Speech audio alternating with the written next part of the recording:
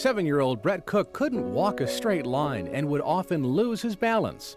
His parents, Miros and Chuck Cook, suspected a serious problem when Brett began vomiting frequently and his vision became impaired. He had some symptoms that I wasn't aware of that were signs of cancer, of a tumor.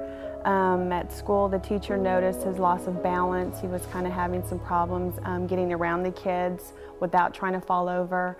Doctors discovered a large brain tumor, and Brett was admitted to Children's Hospital of Austin. I explained to his family at the start, and he has a huge family, lots and lots of older sisters who were just hovering, as well as his mom and dad, and I explained to them that we can't tell from a scan what kind of tumor it is. The only way to know is to take it out. Dr. Patricia Aronin and her neurosurgical team performed surgery immediately to remove the tumor. It took 2 surgeries to remove Brett's benign tumor.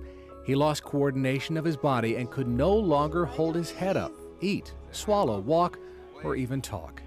He faced rehabilitation and a long road to recovery. Brett's rehabilitation was slow but steady.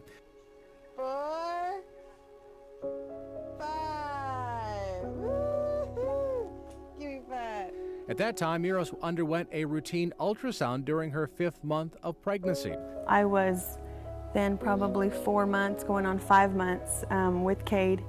And you know, even though we had been through a lot that year, we were, you know, still very excited at the progress that Brett was making. And we had another one, a little one coming along the way. So I was due for an ultrasound, and she told me that it was a boy, which, you know, we were excited about. And then, you know, she told me she was going to call the doctor in, which she did, and the doctor was looking over the ultrasound, and he explained to me that he had a heart defect, and explained to me what he thought it was. And I just remember laying there thinking, okay, someone's going to come in and say, we're just kidding, you know, but they never did.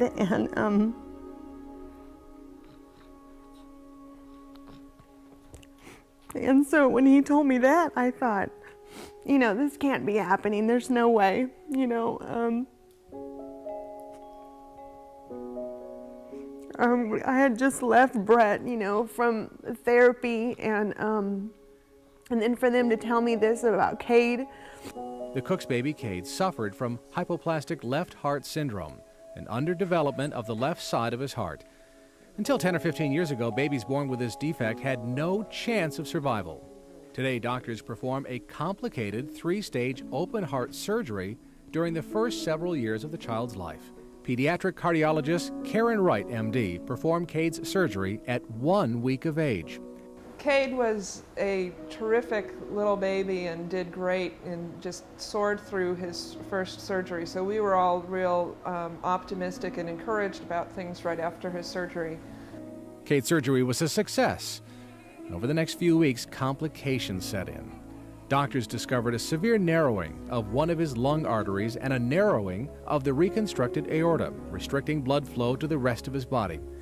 Because these complications placed stress upon his heart, Cade underwent the 2nd stage of surgery at only 3 months of age, about 2 to 4 months earlier than had planned. The 2nd surgery was also successful. Today, Brett is back at school full-time and talks, eats, and walks with assistants. Cade is a happy and smiling baby who will celebrate his first birthday surrounded by the warmth and love of his family.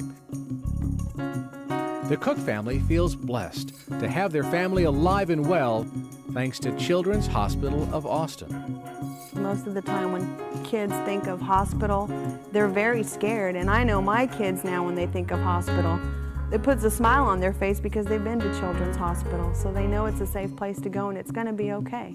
And we feel the same way also. So anytime we drive by Children's Hospital, I don't ever frown. I smile, a big, huge smile, knowing that my children were very well taken care of at Children's Hospital. And I'm very proud of that.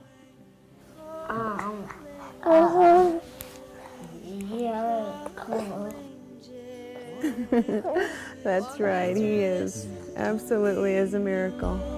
Both of them are. We all are.